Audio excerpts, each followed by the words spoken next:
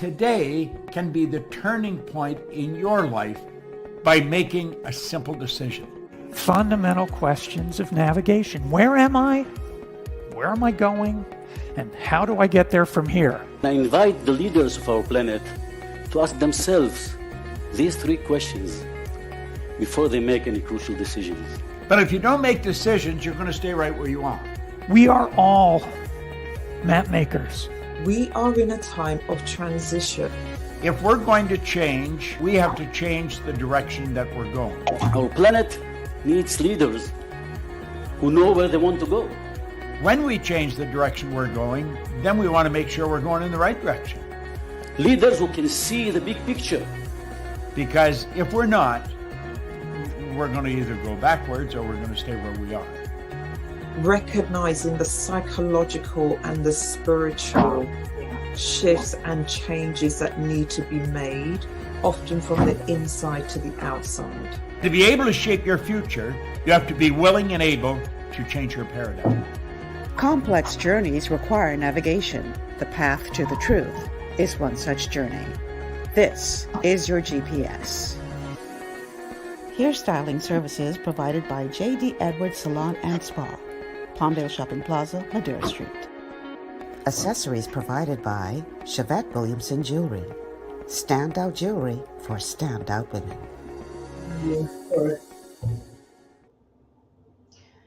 Good afternoon, everyone, and welcome to GPS Global Paradigm Shift on Global 99.5 FM. I'm your host, Michelle Malcolm, and as always, it's a pleasure to be in your company today. Thank you so much for tuning in and making GPS a part of your afternoon.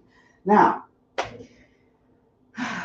we're going to do some heavy lifting today. My guest is not here as yet, and I'm really very hopeful that he will arrive soon, because much of the lifting in this show today is going to be handled by my guest. And it will be hard for me to do this without him. That's guest number one, who is Mr. Leslie Miller. And then guest number two won't be joining us until about 2:30, and that's C. Alan Johnson. So my prayer is that Mr. Miller will be able to get here quickly. I spoke to him today, and he said that he is on for 2 o'clock. And I'm really hoping that he arrives soon, because this show in part was inspired by something that he said while making an appearance on Beyond the Headlines with Shanique Miller several nights ago. But it was actually sparked by another comment that came from the Canadian Prime Minister Justin Trudeau while he was here for CARICOM last week. I'm calling this show today Money Talks. And that is a play on words, because on today's show, we are going to be talking about the practice of paying for activism. The practice of paying for activism. And that's why I'm calling this show Money Talks. And again, that's a play on word, because as we're going to be discussing during the show today, if you have enough money, it's very possible that you could pay anybody to talk. Now, for the record, I am not aiming this at any one particular grouping, because I know how y'all go with your politics. Because if you miss and think that I talking about your party, y'all coming at me and going for a jugular. So I want you to take off your party-colored glasses, and we are speaking in general terms, even though specific situations may come up. Okay? I just want to make that clear.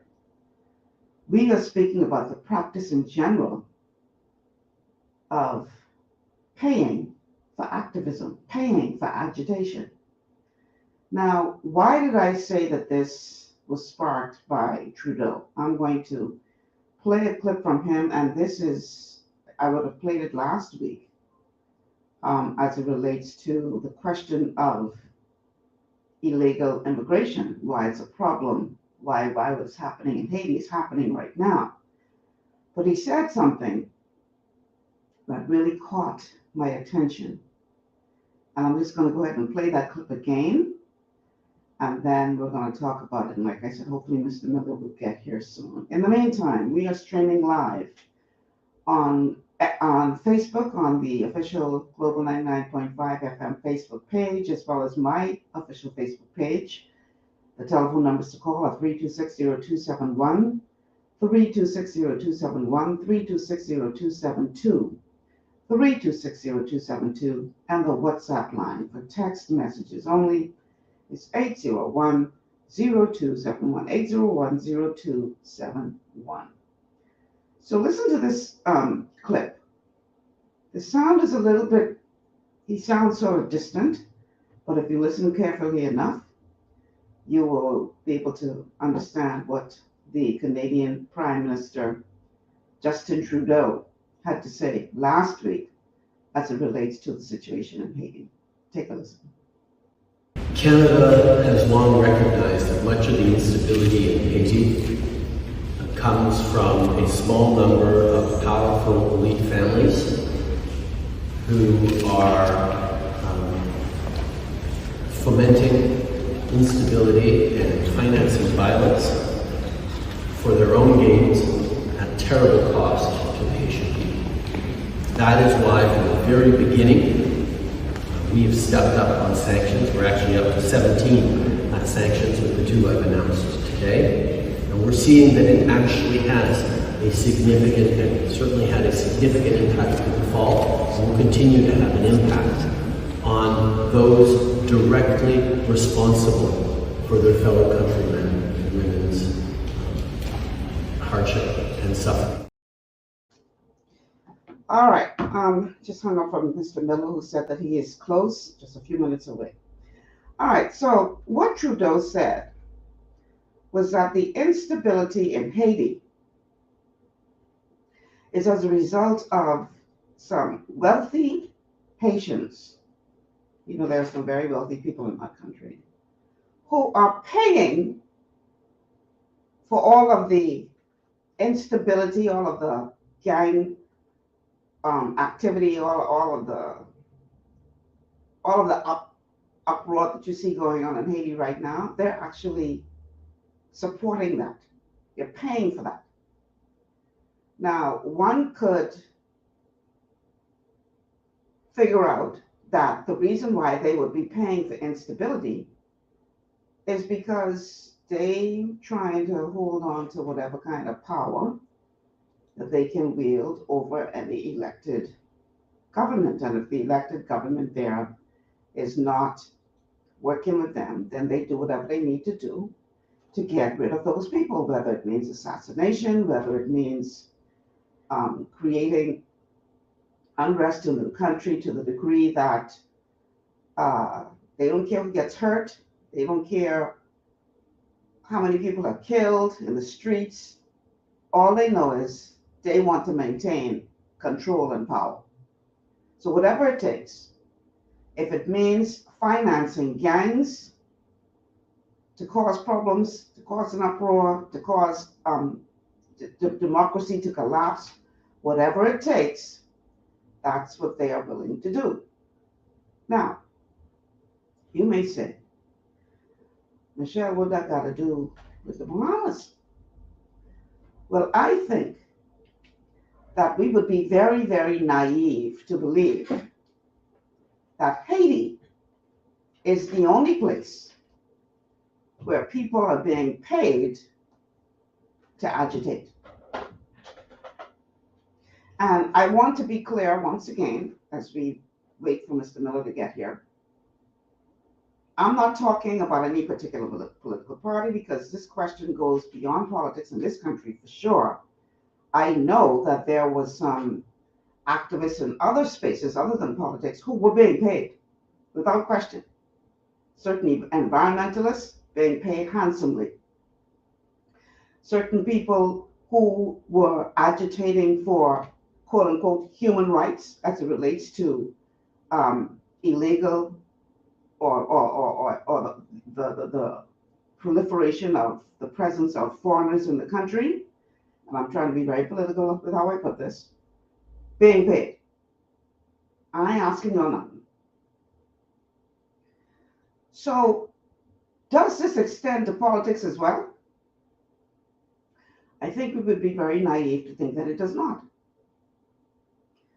I think that when you see activism of any kind happening in the country, and that's not to say that some people aren't pure-hearted, are truly standing for what they believe in. I'm not throwing every activist under the bus. Don't get me wrong, because I believe there's some people who are agitating for change in this country, who are genuinely concerned about the welfare of this nation, whether it be through the environment, whether it be immigration issues, whether it be for the rights of women and children, whatever. You have some people who are genuinely concerned about the direction that this country is going in. But at the same time, you best believe that we have some people in this country who are being paid to agitate. Now the thing is, and there are multiple ways you can pay people. You can pay them with cash, you can pay them with certain promises. There's many ways to skin a cat. But there are people within this country who are definitely on the take and will say anything and will do anything because of that relationship that they're enjoying. I ain't calling on them, but y'all can figure it out. Y'all remember a couple of years ago, there was this one particular musical artist who was putting out song after song after song after song, talking about how the government had to go and this and the next, and that particular artist had aligned themselves with the people from the human rights group and with the environmental group, and they were churning out these songs, song after song after song. Well, lo and behold, it was revealed a little later on that particular musical artist, called no name, catch no blame, was paid over $100,000, I believe, to be churning out those songs. Now, the typical person who was listening to the music thought this person was just passionate about the things he was singing about. He was passionate, all right, because he was getting paid to be passionate. I believe, if I remember correctly, the figure was $100,000 when it came out. And his response was, well, shouldn't I be paid for my work? Shouldn't I be paid for my art? Things that make you go, So my suggestion is that when we see agitation happening,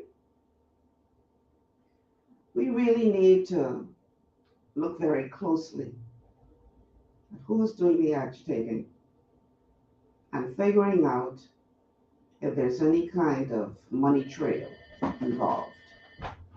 Follow the money. Follow the money. Because once you follow the money, chances are it's going to lead you somewhere that's going to answer some questions for you as to, is this person genuinely activating or agitating because they have a genuine love, or are they being paid to agitate? This is what we're going to be talking about on the show today. And again, for those of you who are aligned with a political party, even though specific situations may come up in this discussion is a generalized discussion. Okay? Remember that, please. My guest has arrived. And as my producer sets up for him, I'll go ahead and read a comment. Go ahead. It says, we know it extends to politics because a certain person, initials AT, called talk shows every day until the PLP won. Another person was a prophet, laugh out loud. Now his government and everything they do is right and perfect in his eyes. tribalism is a real issue in Bahamas. So I would like to welcome to this conversation a gentleman who calls himself Parquet.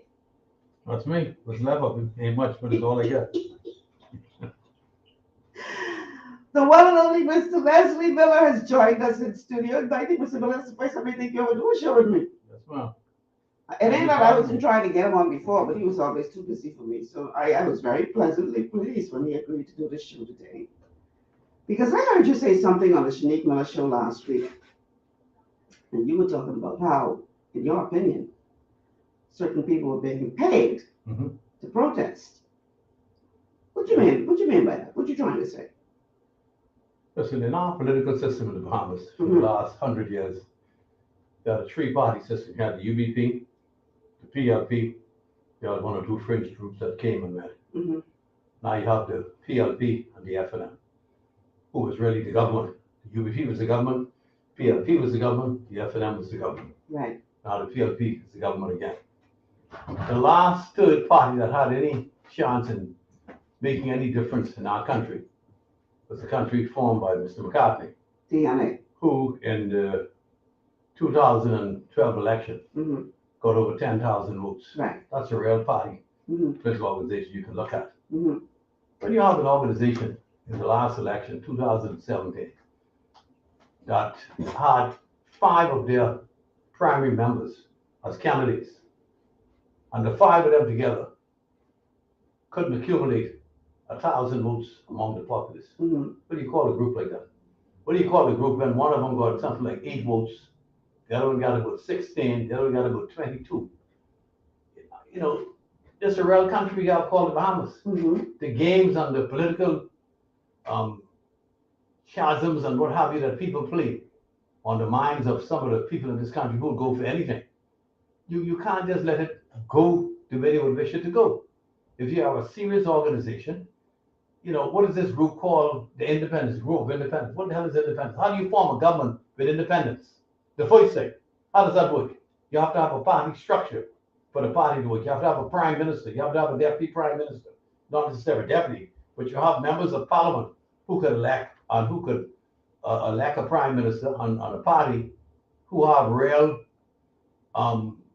members that the public could be proud of to represent them in this place called Parliament. Now, for the record, Mr. Miller, I don't want this show to just be about a particular party. I'm talking in general about the practice of paying for activism. That paid activism has been around for a long time in the United States, the Bahamas, the Caribbean, and everywhere else. You have people that know that this person may have some primary influence or some influence of being in the press by being loudmouth, by saying things that's not ordinary. And you give them a few dollars and they would say what you want them to say. Many places some on the radio, people say are political activists that goes around saying things. So we're saying just that. Oh, this is a long time. Many fringe groups come and gone. But have they made a difference in the lives of the average, ordinary Bahamian? Have they went to the halls of Parliament? Have they attempted to make any positive change in the lives of the people that they claim they represent? Hasn't happened. That's all. I just like to be serious. I don't play games when it comes to politics. Right. Because it's a serious thing. You're trying to represent people at the halls of Parliament. I think most people don't appreciate the weight that they carry as a member of Parliament. That is a serious responsibility. You represent people that repose their faith in you, that you will represent them to the best of your ability. Their views would generally coincide with theirs. Which is the uplifting of the people of the Bahamas. What it is that you want to achieve, what it is that you want to go in Parliament for.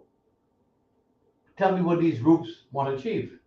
You know, you can't say that our whole program is that every year we give you a check for $60,000 to $100,000 out of this thing called our natural resources. Where the hell you can get it from? You can't play games. I don't like people to play games with the mindset of our people. It's not fair to them.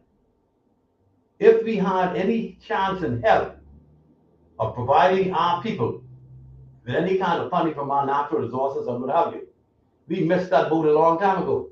That boat was when between 2002 and 2007, a company called AES came into this country, was the owners of Ocean Key.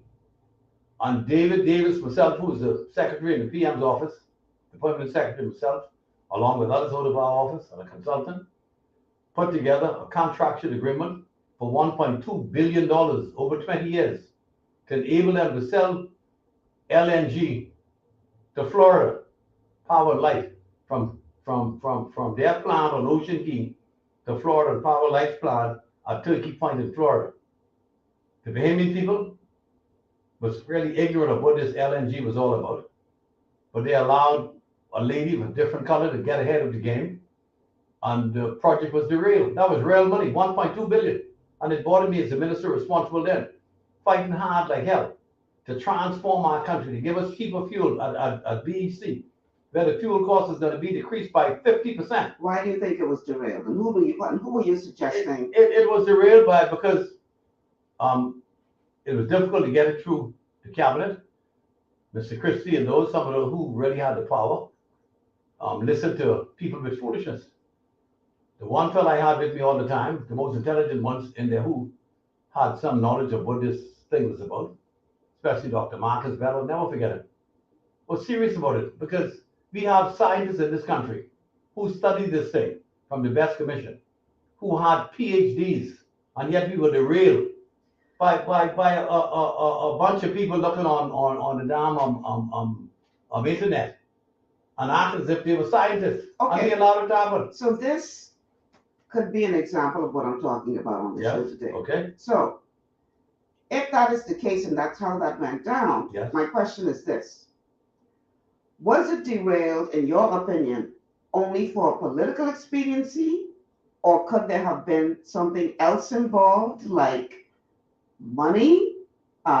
Maybe a particular family or entity would have lost money if it had gone through, and would that entity or family or whomever, would they have found it to be expedient to have that thing derailed? But listen, you have very many strong groups in this country. I wouldn't say families. You have businesses and what have you, Yeah. that have a stake in the game. When it comes to fuel in the Bahamas, we had an arrangement with PDVSA, the national oil company of Venezuela, where we were very close with Minister Rafael Ramirez. We had a position where we could have cut our fuel bill for gasoline by 50% over 20 years. I had that agreement in place. We had it in place, and they wouldn't go with it. Why? Because some people was pushing them, FNM on PLPs. That Venezuela is a third world country, it's a communist country, and every other garbage, not knowing that these people were speaking on behalf of others who was in the business themselves. Okay. Now we're going Okay? somewhere. So it Now had we're nothing to going do with somewhere. they could give a damn what the people. Right. It's what they were getting, what benefits they were getting, so you derail it. So they found a way. Again, the name of the They show. always find a way. And again, the name of the show is Money Talks. They They always found find a a way way. to put some money behind what they were trying to do, and getting the right people to talk and make noise, just so that they Yes. could hold on to their money and power. But now today, you find these same groups is all for LNG. You got to put up a terminal over the The Clifton. same people who opposed it before. The same ones. Because it now belongs to them. This one is belonging to the people. Mm-hmm. Okay? It borders. That's why I made in my mind when we lost in 2007 that I will never go back in cabinet again. What's the purpose of going back if I can make a difference in my portfolio and bring something that I know that all of us know is going to be beneficial to our people? What's the purpose of being there? Mr. Carlton Francis, God bless him, taught me. He said, Leslie, James Smith and I, who was our former governor of Central Bank on 2 occasions, said, I want you young fellas to remember one thing, you know, you remember the Ministry of Development Corporation. He said, a man should know his limitations. And I knew mine. If I couldn't get any further, we're trying to better our people, we're giving us better prices. What's the purpose of being there? I'll never go back in cabinet again. Now, for the record, Never. again, before you got here, I was making the statement that this isn't just a problem for the Bahamas, but really all over the world. All small places who have big Not influence. even small places. If you look at the United States, for instance, Yes. you have a very powerful lobbying group like the pharmaceuticals. Very, on the oil companies too. Many Yeah. special interest Yeah. groups over Yeah. there. And they will derail you. And they will find a quote unquote expert Yes. to So-called come expert. and testify what they want them to Yes. say Yes. for the right amount of money. Okay, but yes. They're paying for Yes. expert Of course. testimony. Of course. So you could have in one trial two different experts. Yeah. One on the Yeah. left saying one thing and one on the right saying something completely It happened opposite. in most of the murder cases. There's one right now where this guy is accused of killing his wife and his young son, and his son is in the docket today. Mhm. Speaking of who we think his father was, why his father had to take a shower and change his clothes twice in the space of 2 hours, the same time his mother and his brother was murdered. Right. He said his father sweat a lot. That meant, the expert said something else, and another expert came in. Yeah. So in other words, you got enough money you can pay for anybody In to a say small anything to country like the anything. Bahamas, they've always been dog down with these special interest groups Right. that don't care nothing about the average, ordinary behaviors. PLP and FNMs. But you know what's so sad, Mr. Miller? Yeah. I gotta take a quick break. And then we're gonna talk more specifically about the protests that took place last week and the response to that and everything. But you know what's so sad about this?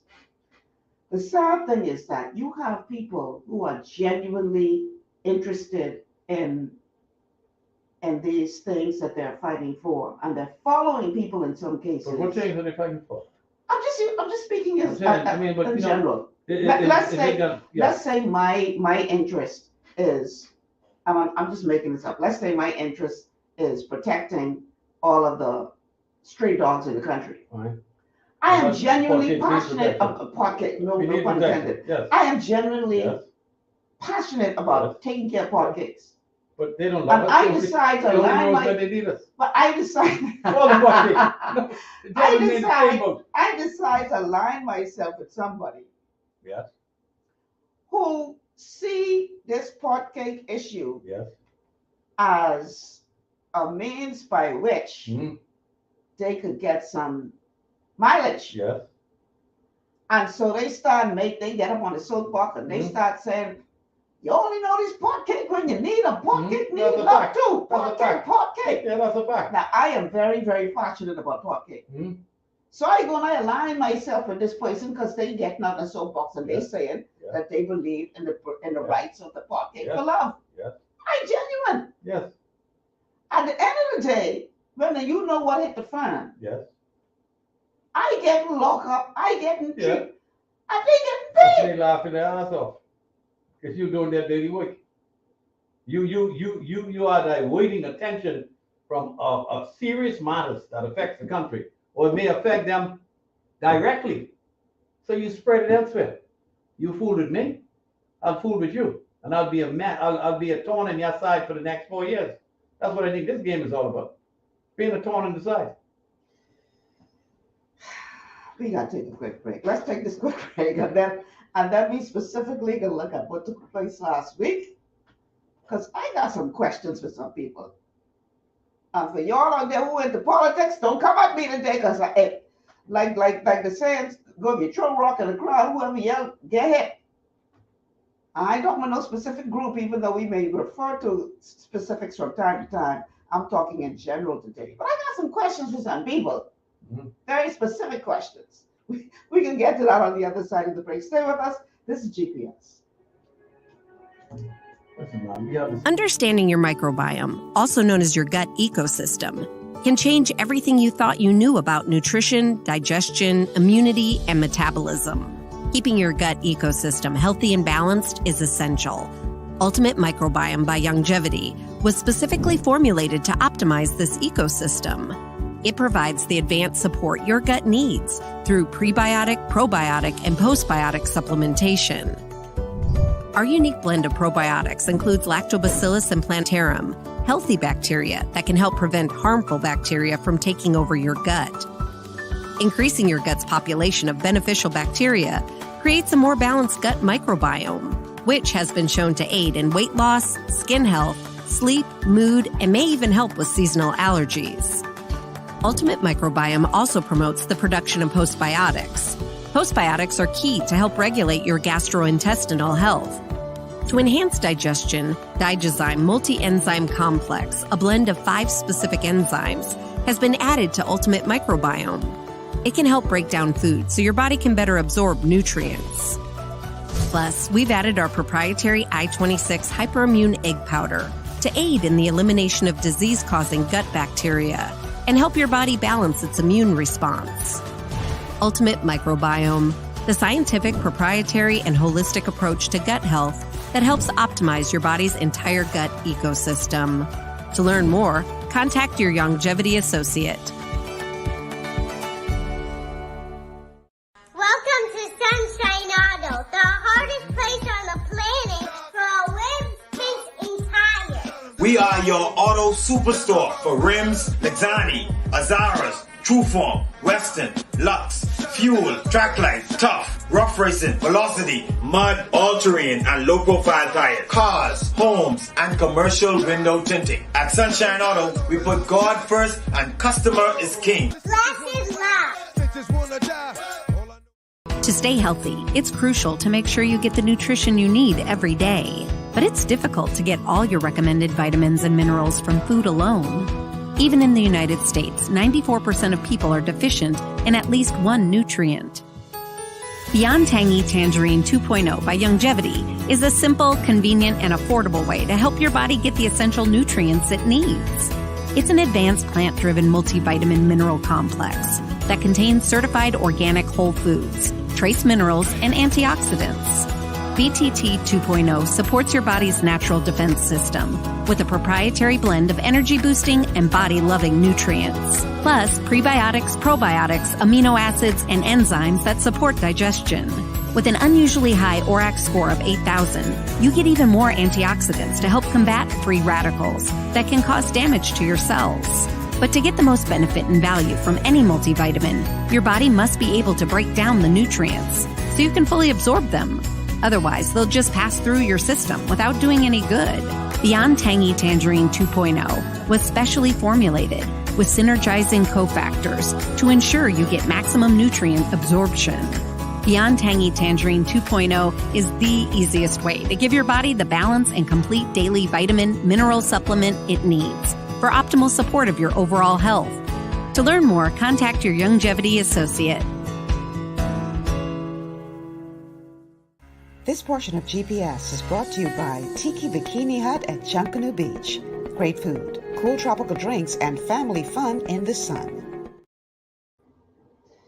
And we are back. Welcome back to GPS, Global Paradigm Shift on Global 99.5 FM. Michelle Malcolm in your company today, along with my guest, the one and only pot cake, Mr. Leslie Miller, and I see C. Alan Johnson is now in the stream. Before we bring C. Alan in, just a reminder to those of you who are listening that you can call in at 3260271 or 3260272. We are, of course, streaming live on Facebook, on the official Facebook Global 99.5 page, as well as the official Michelle Malcolm page.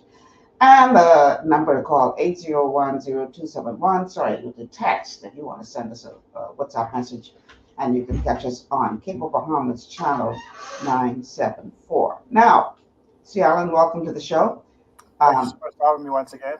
Last week, and Mr. Miller, you just sit forward a little bit so they can see you on camera. There you go. Last week, we saw where there was a bit of an uproar over a group led by Lincoln Bain when the police decided to arrest them for what later they were charged for unlawful assembly and idle assembly and a couple other charges here and there.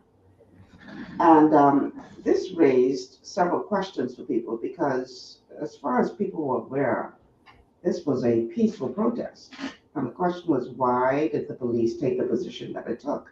Now, we have a call on the line. Caller, I'm going to let you start, and depending on where you go, I'll let you finish. But if you go off track, I ain't give you too much time because we got a lot of ground to cover today. Welcome to the show.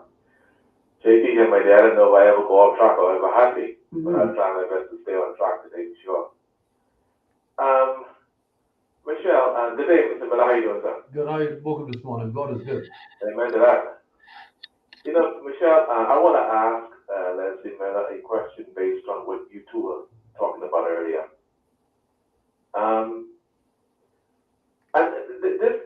I say this, Mr. Miller, now that we are about to celebrate 50 years of independence. Yes.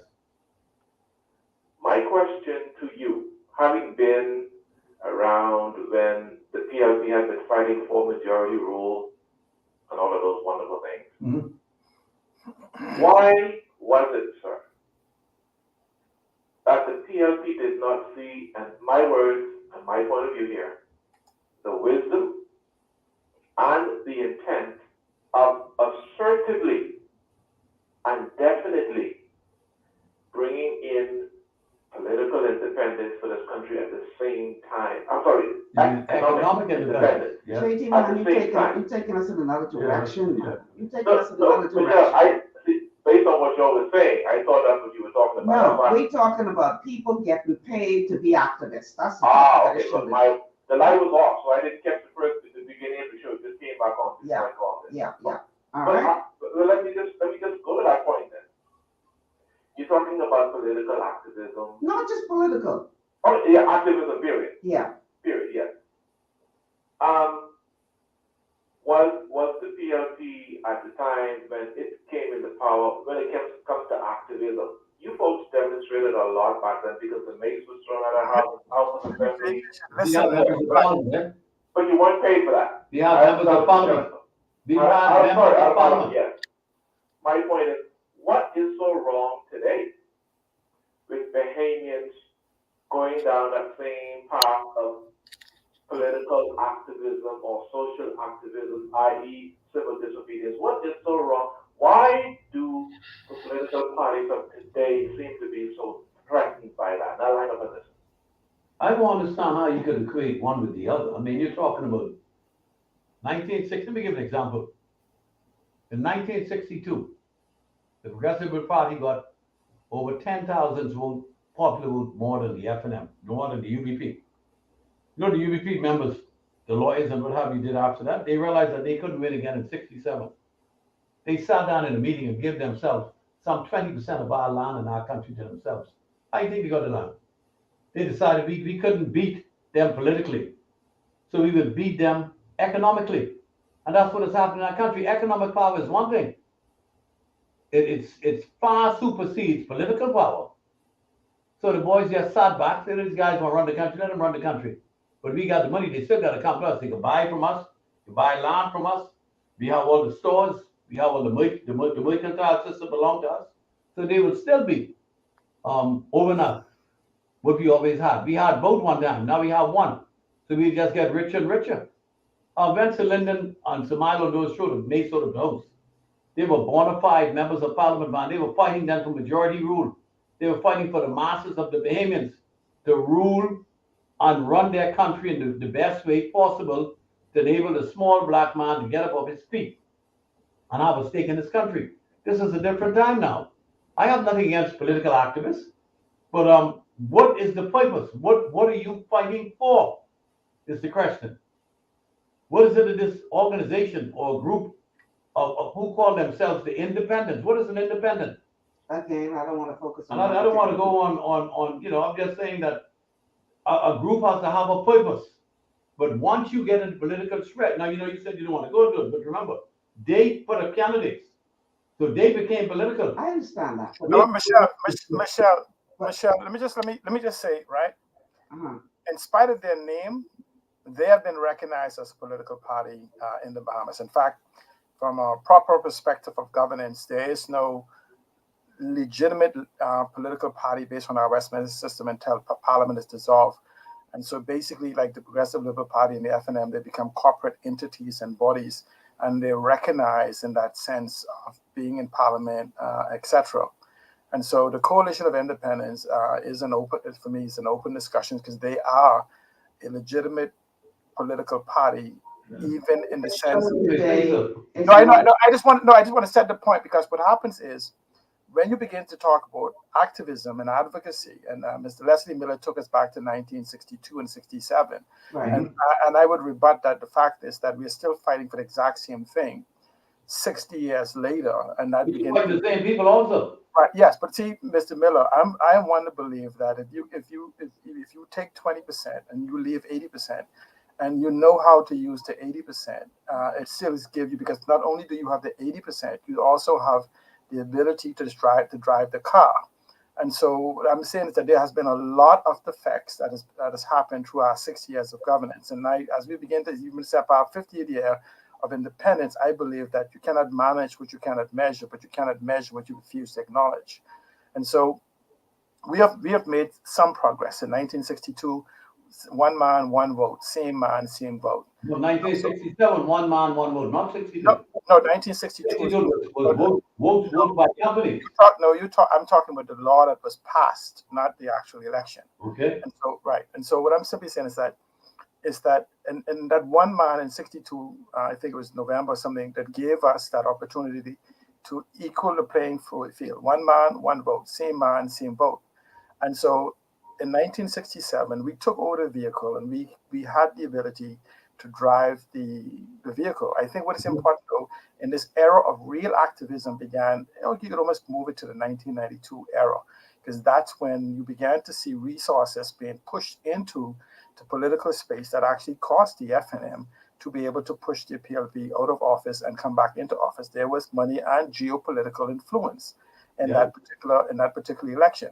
And so that is where we move into this real space of advocacy and activism in the Bahamas. Now, the reason why I want that delineation is because, generally speaking, political parties become advocates for something or someone, and then you have the activists in the community that moves from issues to issues, and they can be bought, supported, whatever reason you want to give them, in that environment. And so if you move from the political sphere and you begin to look and say, who are these people advocating for? You then begin to see what these political parties believe or say they believe or who they belong to. And then you have the individuals and also other groups. I call individuals activists and I call groups advocates.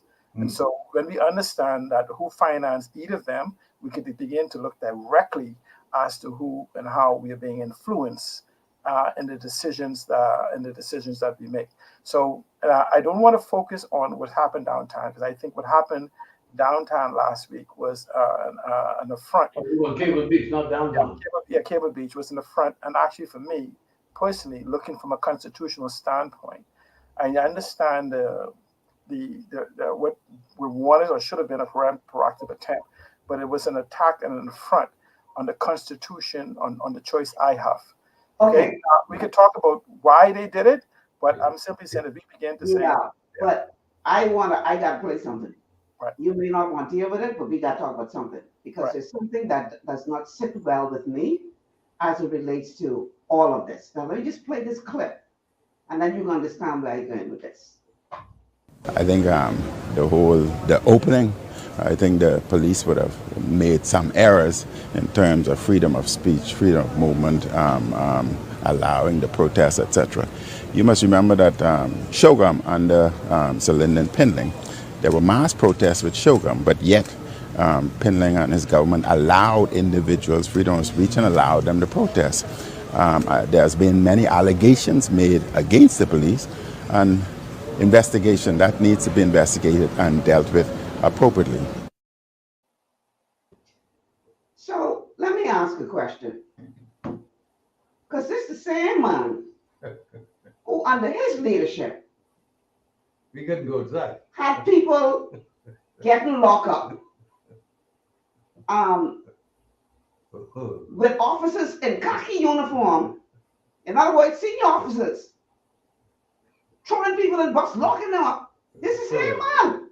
Now, in his mind, I'm wondering if that only applies to meetings like CARICOM, because, you know, he didn't have no problem locking people up for protesting when he was in power.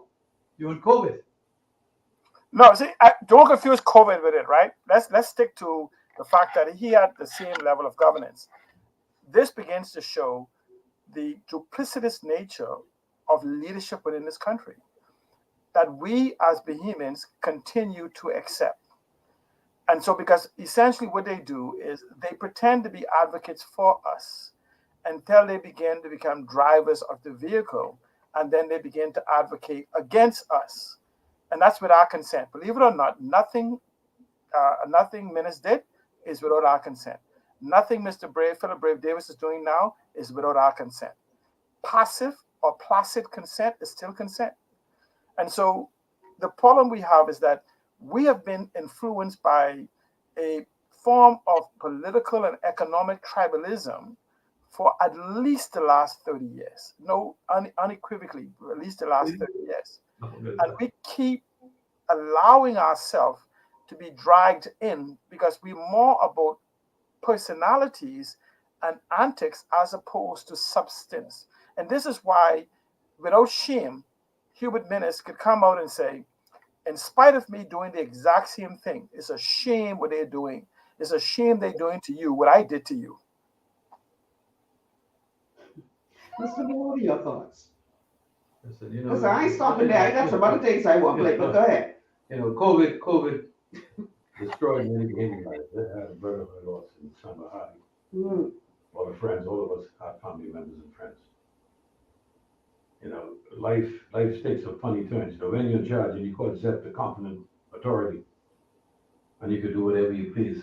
Don't forget the little young fella I used to buy my coconut water from every day on High Road, who was locked up because he didn't have the license or certificate. Get around. These games and gimmicks. The games that people gotta play. stop.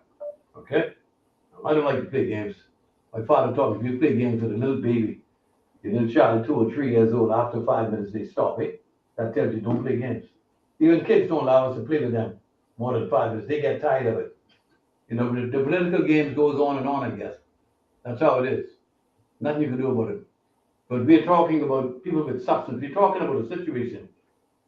What it is that these people, this coalition, what it is that they're trying to achieve on behalf of the average Bahamian citizen is my concern.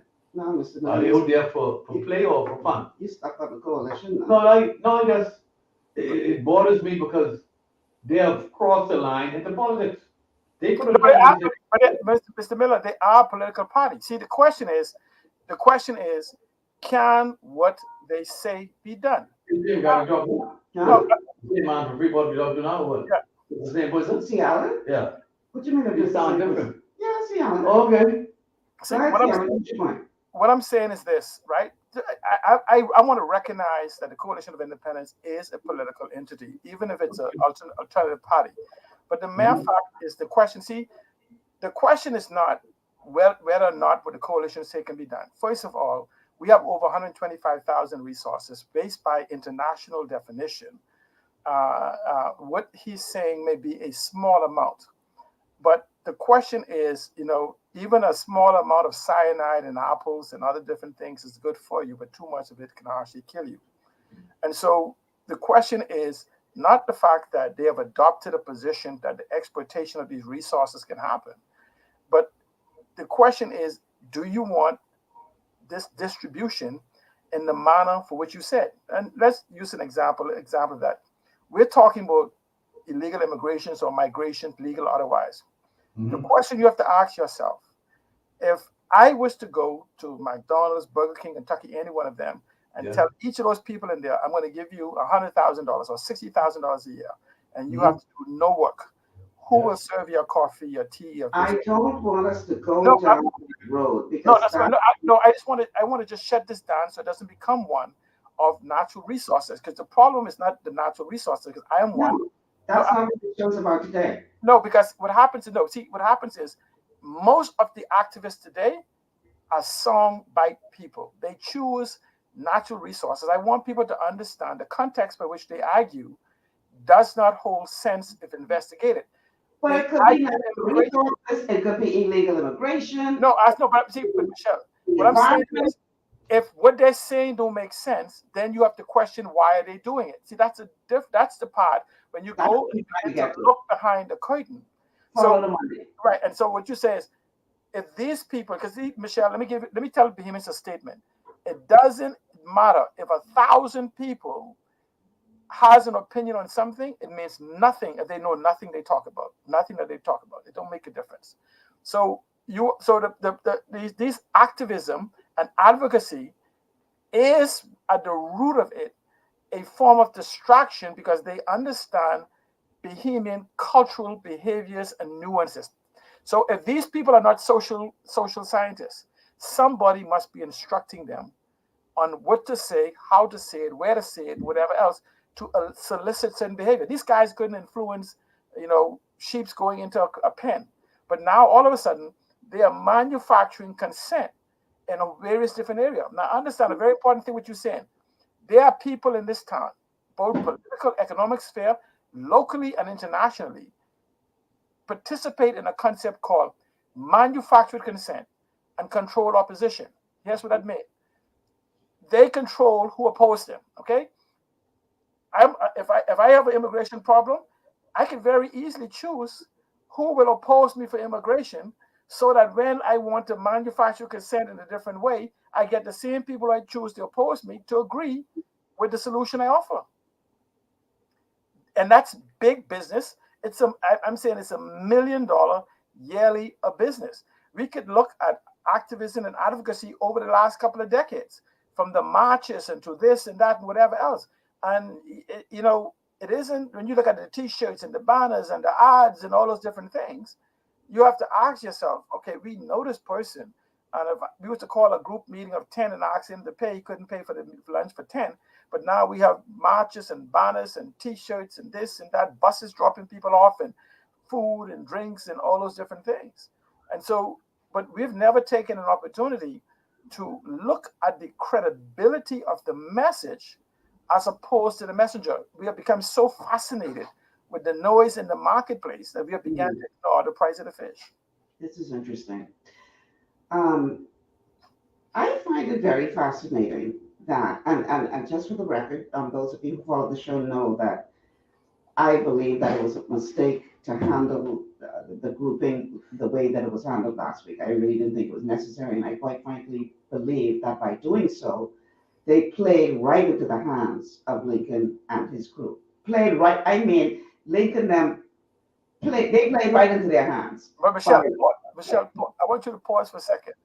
Isn't that the same thing when the other people got arrested? They got played into their hands and those people got boosted? And then we never see, what I'm saying to you is this, same playbook, different time. Yeah, but you didn't let me finish my point. Right. The point I was going to make is that when it comes to these kinds of things, you really have to look beyond the surface and read between the lines. Open your eyes and see beyond what you see. Because I found it very interesting that after Lincoln and his crew were arrested, I found it interesting that a former cabinet minister under the Minister administration offered his services for free to come and defend those persons, or some of those persons who were arrested. Now, he too was recently on Beyond the Headlines. I'm talking about Ellsworth Johnson.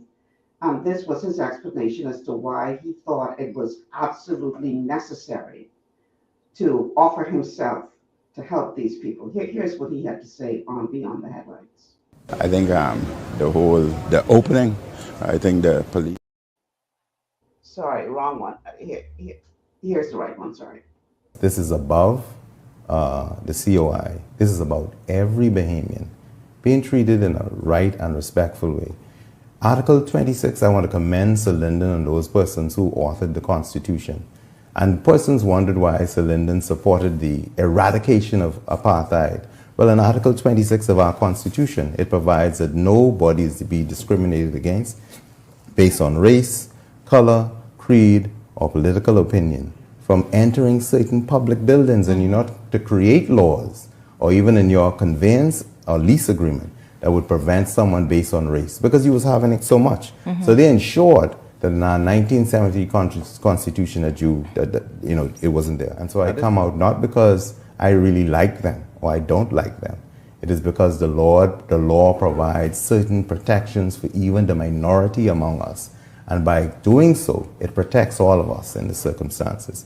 And so I think I want to again I want to commend the force for the work that they do, the brilliant work that they do. They're fearless and objective for the most part. But what I'm seeing now causes me concern. I was very concerned to see a deputy commissioner doing a job that a constable or a sergeant is called instructed to do. So what do you make of? And I know this is a court matter now, etc., but someone that senior being out there. I'm concerned about that. And I love him, I respect him. but appearing to be disheveled. You know, no, man. Come on. You know, that shouldn't happen. And I think I'm not the only one who is concerned about the heavy-handedness of the police officers and what they appear to be doing. And let me say this, that august body that is so deeply entrenched in the Constitution, the Privy Council says it should be insulated from political influence. That means influenced by the FNA. Now, can that exactly, a former Minister of Immigration and politician, is that even realistic in the Bahamas, where politics under the administration you served in and every other, let me say this, it's very heavy-handed in every entity. The Fourth Estate and every right-thinking Bahamian has a right to reinforce these concepts. And you know why? Because there's the likelihood that people may want to breach them. And that's why the Bahamas Bar Association, the judiciary, are constantly engaged in public education. And this is what we're here for. That even if there's a breach, we tell you, step back. This is not Hitler's Germany. This is not apartheid South Africa. Lyndon made sure in 1973 that you outlawed it. Where was this man? Cabinet. Where he just come from? And don't get me wrong, it was wrong then and it's wrong now. But where was this concern when he was sitting in cabinet? And Hubert Minnis got confused one day and wake up and thought he really thought he was the competent authority. He really thought he was God Almighty. He really thought he was the dictator, the king, whatever you want to call it. Where was Alfred Johnson then? Where was all this concern then? Right by his side.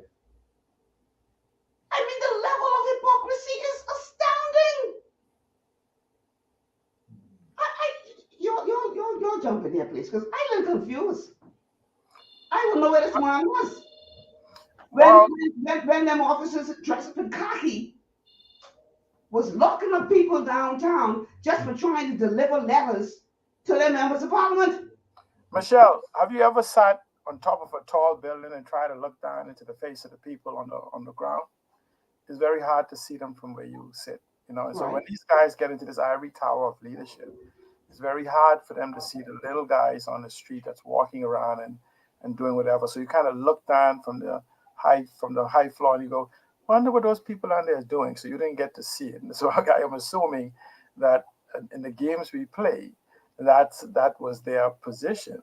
And the only reason that occurs is because we elevate our leadership above their employers. And that is the habit we have. We keep doing the same thing and expecting a different result. Okay? So let me just answer Crystal. Crystal, do you know you can be lost and have a crowd follow you? Do you know that? He's responding to it. I just laugh at them, right?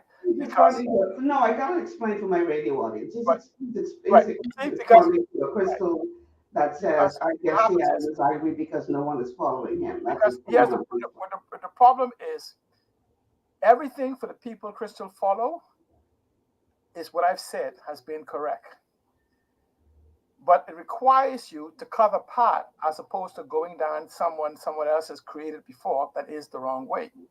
And so it's funny that she could take an opinion of what I've said from someone else and believe it to be the truth. And afraid to be confronted with me that has told her the truth. So you notice that in 20 years, nothing I've said changed. When you talk about natural resources, when I was talking about carbon credits 20 years ago, the environmentalists in this town thought I was a tree hugger. But I was talking about seagrass. So I'm simply saying is that. But I'm saying I gotta call him, Seattle. I gotta call him. Call him on the show. Malcolm. Yes, sir. Is this Malcolm? We're listening. Okay. I think Mr. Johnson, he is free to give his service, right? Mm-hmm. I'm trying to find out is, do we remember when he was in the other party down the road?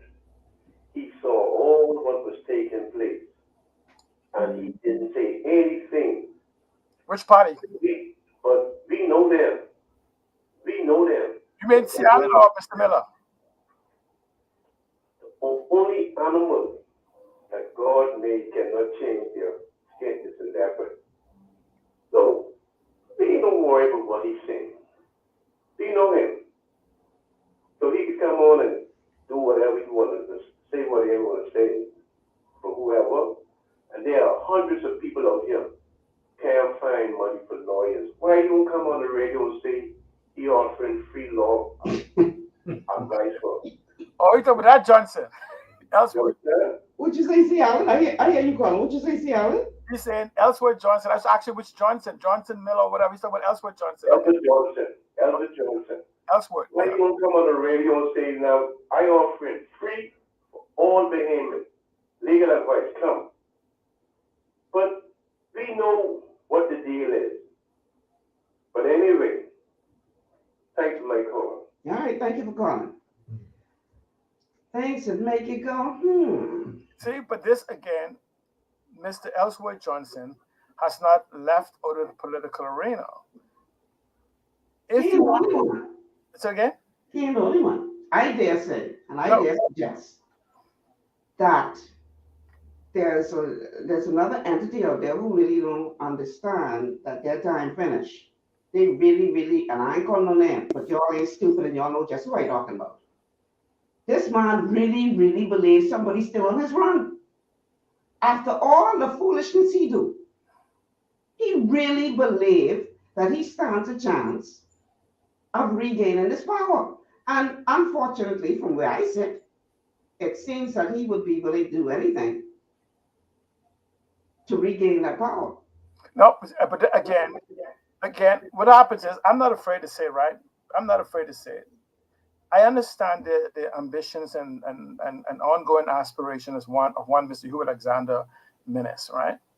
And so the only way for us to understand will be for the Bahamian people to let it known to the Free National Movement that based on the next leadership, a new Bahamas is here. You know, like they say, more than a new day. Because essentially what is transposed after the last election, in the next upcoming election, 70% of the individuals would have been born after 1981. We call them millennials and Gen Z. And so this is where this whole new, we have to make sure that this new influence you're talking about, this paid activism and this paid advocacy, doesn't permeate into them. And this is why you see, in spite of the type of activism, and even with all due respect, even to Mr. Leslie Miller, Mr. Leslie Miller is still an advocate for the philosophy of the Progressive Liberal Party, which is represented by the Progressive Liberal Party. It's just his nature. That's the philosophy he believes in. That's like saying, okay, the Anglican should argue for the Catholics or for the Baptists. That just doesn't make sense in that respect. And so once we know where the true nature of a person is, I have no doubt, I don't have to question whether Leslie Miller will support the Progressive Liberal Party, paid or not. So that removes him from the equation of saying that, oh, he's singing for his butter or singing for whatever else. Okay, maybe he's singing for a little bit more. But the question is, without being paid, would he still belong to that philosophy? He would. It's those individuals. Let me make something clear to you. All of my political life, and prior to that as president of Bahamas Light Industries Development Council, I've always fought for Bahamians, for the small man on the street. I've always been a part. That's my whole persona, for the little guy, the pot kicks. That's why I call myself the pot kick. I'm one of them. I was born through McCullough County East, grew up there. My heart is still there. Doesn't matter to me if it's PLP or FNM. I've put as much licks on the PLP as I have probably on the FNM. My concern is for the average Bahamian, the pot kicks, which makes up a minimum of 65% of our population. They're the people I'm concerned with. The educated ones, the ones with college degrees, you don't have to be concerned with them. They can take care of themselves. It's the little guy that concerns me. Nothing more, nothing less. Right. But see, this is what I'm saying is that we have to make sure that the new group of advocates, and I think that the current advocates we have now, as we become more aware, even for shows like this, will get people to begin to think through exactly what is it that has been happening. And so the good thing I like now, though, is these advocates are Luddites. Yeah, what? Luddites are those individuals. Remember when they came about with automation for the tractors and whatever? They were the guys that's walking around with the pitchfork saying, technology going to end the world. Kill them, stop. No to the printing press. No to tractors. no to computers. They call them Luddites, anti-technology individuals, whether they know it or not. So the good thing is, even though we have these paid advocates, their influence is diminishing because they are not reaching the 70% that is part of this new digital arena. The problem, though, is that these minority, by virtue of this majority not being actively involved, are still having the say because they're influencing those who will vote. It doesn't matter intent; it matters what you do. And so, but when we look in the Bahamas, every political party in this country has been bought and paid for. Everyone. All you have to do is look at their policies that they implemented versus what they said. Look at the opportunity they had to do something. I disagree with that. What they did. Let me ask you, Christian. For the last 30 years, we've been promising freedom of information, transparency, anti-corruption, technology, and everything else. You know what I find incredible? Why do you all always come with this notion, this anti-corruption, as if only black small countries are corrupted? America. Look at President Trump, the former President Trump. Look at what they go through on a daily basis. But I don't care. About corruption, do you know? No, but I'm saying to you, every black country, you're in your head. You equate black people with being corrupt. That's not true. That's not true. Yes, it is. No, listen to me. Let me tell you. And Prime Minister Motley spoke about it in an interview with a big American station when they asked the same question. Why do we assist you all with the corruption? She said, what about the hell your corruption? The European corruption, the United States corruption, the Canadians, all around the world. But this is the problem. You always see the black man as being corrupt. Why is that? Why is that? Tell me, please. No, I'm saying this. You know what? But we could be, we know what though, right? You notice what we have an argument though is. We always argue about we're not as corrupt as this person. We're not as anti-transparent as this person. And I'm simply saying this: we are our own standard. The whites are never corrupt. We have to be our own standard, right? This is, I don't care what somebody else calls me. I call on how I perceive myself. And I'm simply saying this: when you have a country where, imagine that you have to have a country where there has to be a law to make you transparent. There has to be a law to make you not steal. There has to be a law to make you do this or do whatever. That's in every country in the world. No. So why? So are we? So tell you what. Then why people like yourself? No, so, man is always a thief. But he's always drugs. He's always doing something unbecoming. The white fella does it. You don't say a damn thing. Because you don't know how he got his money. No, you don't have to decide that. He sold the land 50 years ago, and now have you paying $100,000, $200,000 for a lot that he got for nothing. But you don't question that. No. You know why we don't? You know why? Michelle, we don't question it. Right? You know why I don't question it? Because the government of the day could release crown land even for sale, which will drive crown land that they took. Gentlemen, I don't want to lose track. We have a call on the line. Always making excuses we make. Let's hear what the caller has to say. Caller, welcome to the show. Hello. Yes, you're here. Hi. How you doing? Good. How are you? I'm fine. Go ahead, sir. We're listening to you. Yes. Do you see the difference between the two people who's debating? Hello, can you hear me? We're listening, sir. Go ahead. Make your point. Do you see the difference between the two people that is debating? What do you mean? All right. One talking about future, and the next one still stuck in the past. Mr. Leslie Miller been around from since I wasn't born yet. He was around. Right. Depends on how old you are. I don't see what argument he has to make or contribution he has to make to anything, because he was in Parliament. He could call himself, to me, I don't look at him as no pot cake, because pot cakes, them, the scavengers, they scavenge what they are. His lifestyle does not match up for what he presented to the people. The other guy, Allen, is talking pure futuristic. To me, for Mr. Allen to get to Leslie, that ain't an offense. Because if you listen, and I was like, What is this future you're talking about? Let me hear about your future. Are you going to create jobs for Bahamians? Yeah, you're saying. Okay. Okay, let's stay focused. I'm not rude on my use the road down yonder. Let's stay focused. Let me tell you what you did to us on I-30. Yeah, who's us?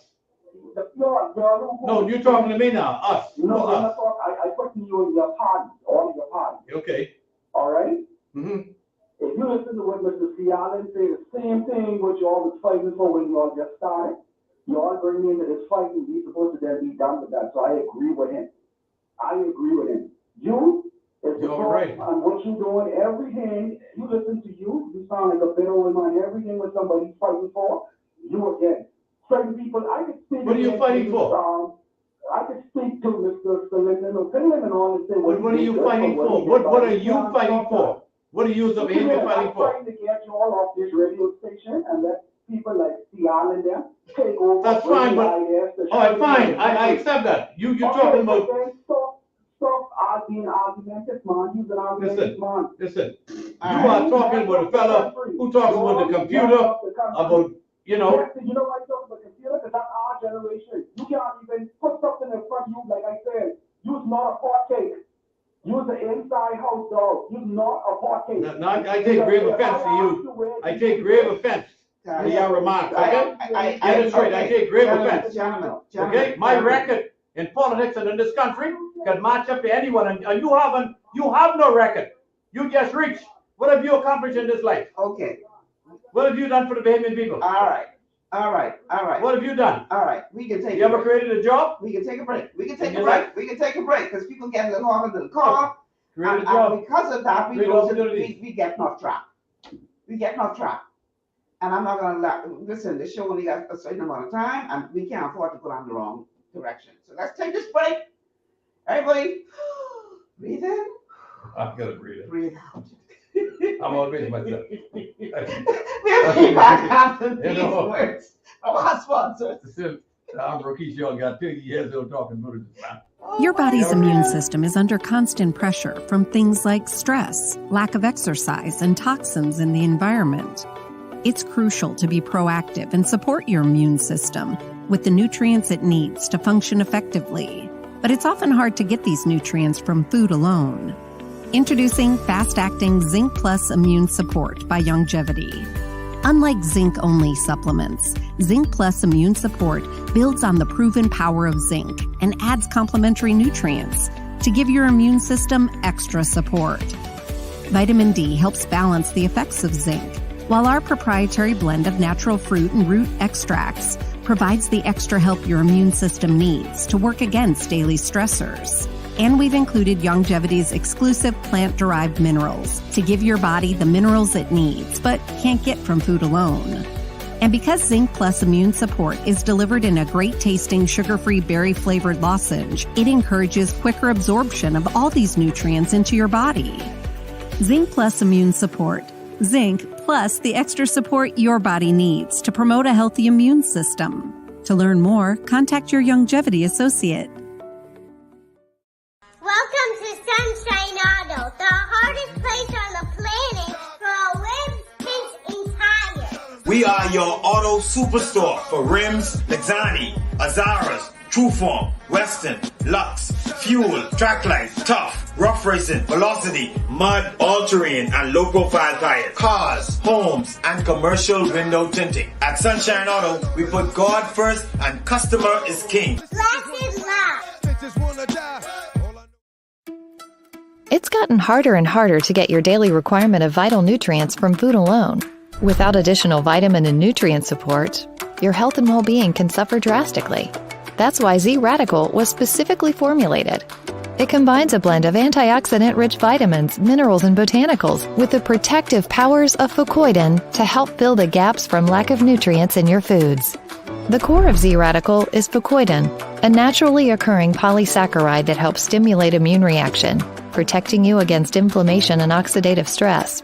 We harvest this powerful mineral-rich nutrient from brown seaweed, harvested only from the world's most pristine ocean waters to ensure the purest quality.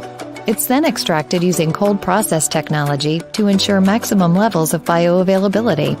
Then we add essential vitamins that help to protect your cardiovascular and nervous systems and are crucial for optimal immune and neurological function.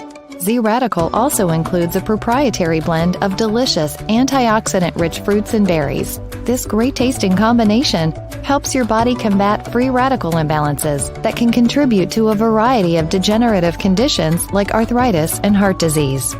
Z-Radical. Experience the power of fucoidan with antioxidant-rich berries, 8 essential vitamins, and more to provide you with potent health benefits. To learn more, contact your Longevity associate.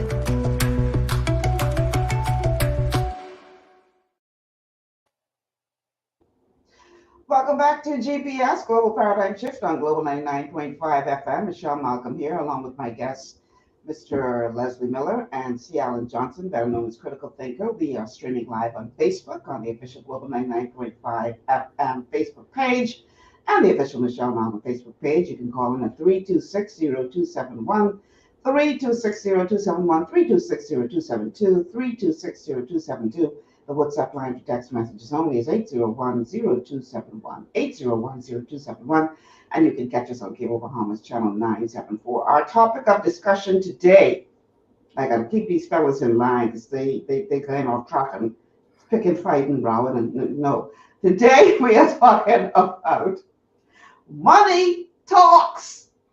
And the rest of when you're paying for activism. Right, Michelle. And you got people following you. And again, for the record, hold on, C. Allen, I got to say this. This is not about any particular party, because I'm not only talking about politics, I'm talking about activists being paid for all kinds of things, whether it's politics, whether it's environmental activists, whether it's human rights activists, you name it, and they being paid in this country and paid well. But it's food distribution. Well, that's another show altogether. But now, I want to read a comment. See, Mr. Miller just opened another can of worms. I want to read a comment. There's activists too. Feed the poor. Brad Gibson says, it's so obvious you are being biased, Malcolm. You have something personal against the Free National Movement. No, Brent, you really don't know me at all. Clearly, if that's what you're saying, because I just believe in calling a spade a spade. And my memory, like an elephant, my memory long. I like some people who got short memory. And I just take offense when people insult my intelligence by coming up in my face and talking about, oh, this issue is so wrong, when you yourself were guilty of the very thing which you are now calling wrong.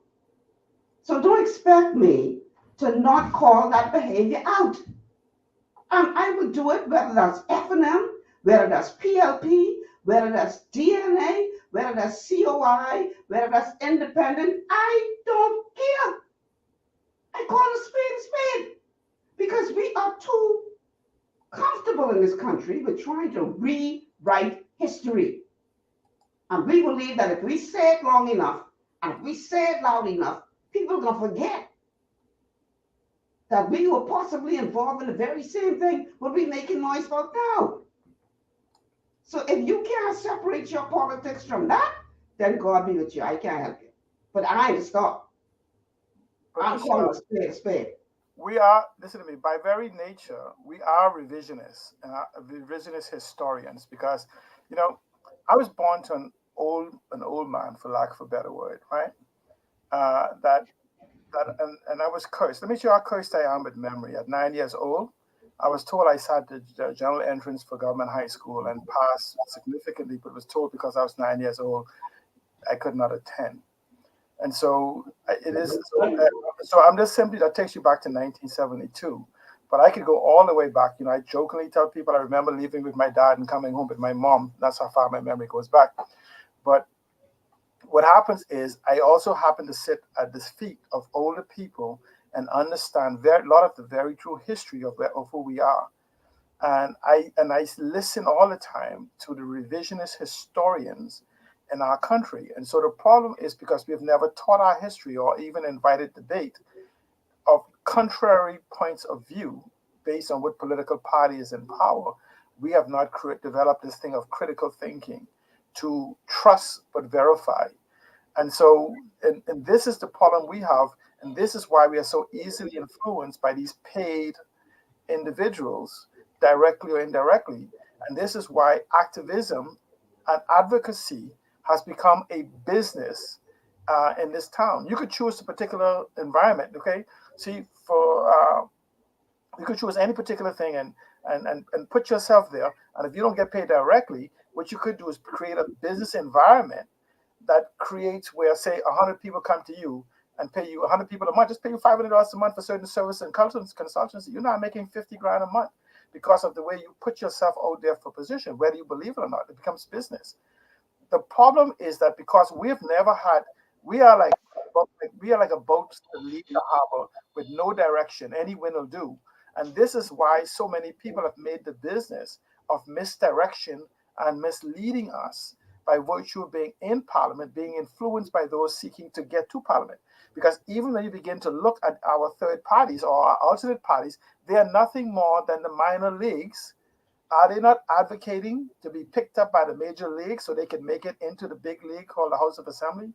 We have two callers on the line. Let's go to the phone lines. Caller, welcome to GPS.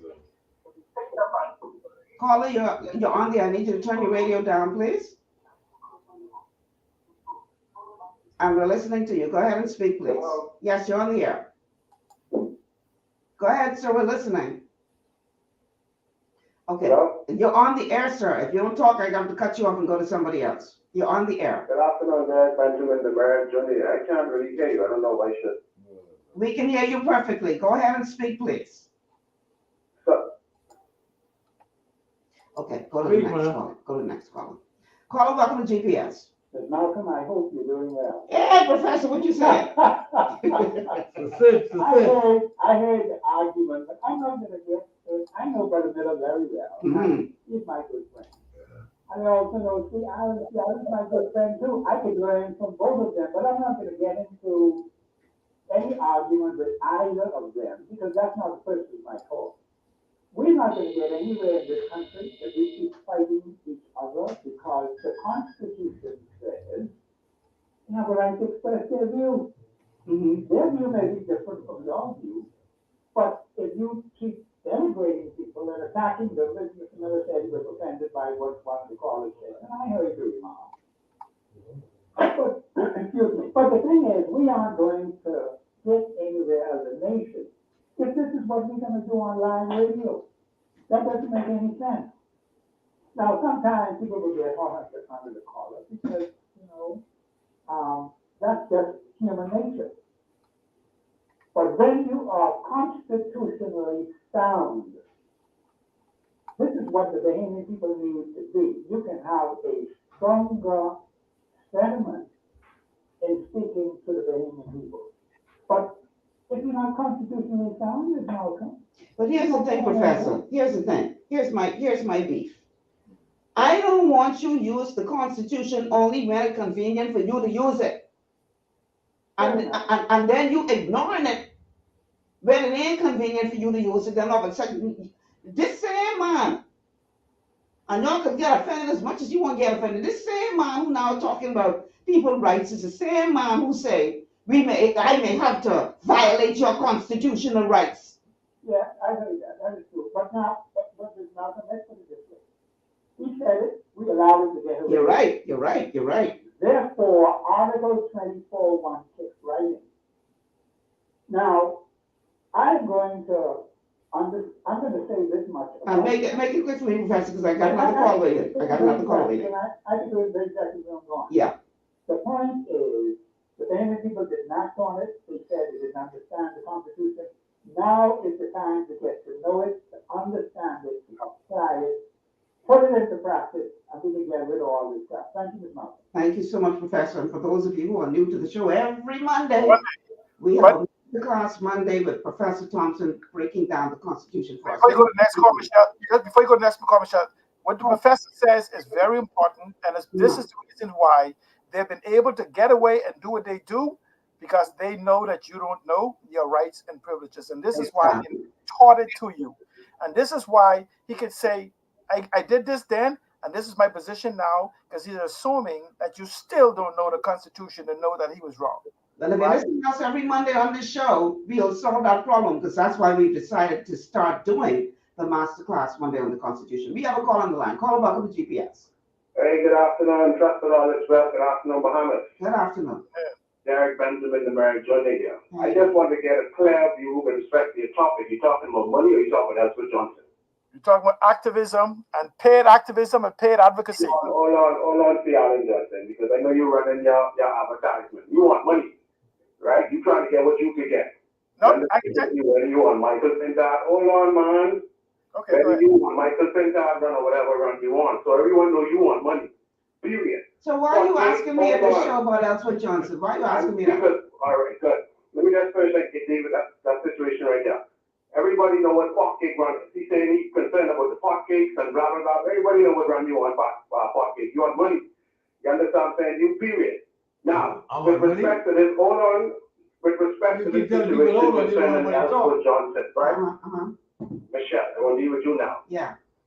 When I was listening, to Elspeth Johnson, I think his thing was with respect to the deputy commissioner strong arming the Bahamian. Right. You understand what I'm saying to you? Versus some lower rank officer. Now, what you would have mentioned with respect to when they was in power, I think it was something was going on around the House of Parliament and there was a protest. And police officers was there as well, and saying Elspeth Johnson didn't say nothing. There were several different protests. There were several different protests, not just that one, but go ahead. But I don't know, I don't know if it was the deputy commissioner then or if it was Paul Rowe who was strong arming these Bahamian people. I think that's what Elspeth Johnson's concern was. It was too much. Well, my response to him was that back then, there were many officers dressed in khaki as well, many very senior officers who showed up on those multiple scenes of protest to arrest people. So my point is, this ain't just start with the protest last week. That was my point. Yes, khaki is always on the same, but I think Elspeth Johnson, I'm not trying to defend Elspeth Johnson whether you think I like him or dislike him. I'm just dealing with the specifics. Right. Right? Now, he specifically pointed out to us, right, that it was way over abuse of authority with respect to the deputy commissioner itself. Now, might be one thing to this, right? The deputy commissioner had to come on the scene to deal with things because all the other officers knew that it was wrong. You understand what I'm saying? I was on the scene, so I can tell you. Okay. You understand? And while I was on the scene, we had brown suits there, and they wasn't doing nothing. You would find on a clip that you had one or two officers walking off talking to Lady May. That's as far as it went. When the deputy commissioner came on the scene, he attacked his officer. You understand? Aggressively and kind of remind him that you're supposed to do X, Y, and Z. This is what I believe. You understand? As far as what I could see as close as I was. Right? And then he himself and the officer who was in charge before you get there came at Lincoln Bay. Now you hearing me? Now I'm saying this because I was there. The deputy commissioner, had he not came on the scene, those other officers wouldn't have done nothing. Why? Because they know it was wrong. And I think this is what Elspeth Johnson is pointing out. You understand? Right? Now, that's that situation. I just wanted to add value to that. Now, but with respect to all of this and who won money and the activists, them and all of this, these people inside the show right now, fucking them and this boy right here, Tiana Johnson, they on money. Everybody know that. You understand what I'm talking about? No, I do not understand. What are you referring to, man? What are you referring to? No, I asked you a question. You keep making these statements. What are you referring to? What money? What money? Let me tell you what I'm referring to. Yeah, At please. the end of the day, you've been in the House of Parliament, yes or no? If I was there, the people sent me there, yes. Okay, the people sent you there. Yes. You do what you were supposed to do? I did. Okay. You check my record. Okay, so what is it you're trying to accomplish now? What I'm trying to accomplish? What are you trying to get out of the deal now? Because you ain't doing nothing for nothing. What you want? What I want, let me tell you what I want. What I always wanted, what is best for the Bahamian people, the majority. I try to create jobs and opportunities for Bahamians. Let me just. And I've been doing that for 43 years. Have you ever created a job in your life? Hold on, gentlemen. Let me just say this, caller. Mr. Miller is here at my invitation. Okay. I invited him on this show because he was recently on Janique Miller's show, and he made a statement that there's a possibility that people were being paid to be activists. And I found that, and again, at the top of the show, I don't know if you've been listening since the beginning of the show, but at the top of the show, I said very specifically, this is not about COI or any political party or any. This I heard that just now when you was coming in just now, but that's what y'all making it about. It's not No. How we interpreted it. Hold on a second, Michelle. Let me go. Mr. Demerit. Mr. Demerit. Y'all talking, y'all writing pocket narrative. And nobody on what pocket game with. We don't know pocket. We don't see Alan Johnson long time. We know what he on. No, but Mr. A. Mr. Gentlemen, what do you going on, man? Tell me what you want. What you want? Can I just talk to him? Can I just have a minute? Mr. Demerit, don't hang up yet. Don't hang up yet. Hold on, let him finish his point, and then you and Mr. Miller will have an opportunity. No, I want to talk to him, Michelle. And I'm talking, this is no disrespect to yours, but I'm sick and tired of See, Alan, you believe that you have the monopoly on knowledge, and you do know it all. But at the end of the day, do not pass in your information on. You won't be paid for your information, right? Mr. Demerit. Individuals. Mr. Demerit, are you finished? Can we have a conversation? That's the game with y'all have set up. That's how there need to be. Right? Mr. Demerit. For far too long, y'all have been pimping the Bahamian people. So are you suggesting, Colin, that they the only two in the country, in your estimation, who pimping people? Michelle. In your estimation. No. I'm talking about this whole political arena. This is why Greg Davidson pretty things on the campaign trail, and when they get in there, they do not execute. Now, with respect to who is activist and who gets in play, and all of these two individuals right there, they activist, far as they can say they're looking to get paid. Okay. Mr. Demerit. Michelle. Okay, you've made your point. Thank you for calling. Now let's let them respond. I think you live in a dream. Michelle, I'm saying the two of you talking here, but y'all won't let me engage him. Mr. Demerit called back. See, Michelle, I want him in all of his intellectual. First, let me let him know that information only when comprehended becomes knowledge. Okay? So I have knowledge of what I comprehend. But my point to him is, I want him for a reward of $1,000 to show an inconsistency in me for the last 20 years. I have not changed. I argue for whatever, just like Mr. Miller say, I'm for technology. You know what I'm for, Miss Malcolm? In 1981, we began the digital revolution. That's when the first millennial was born.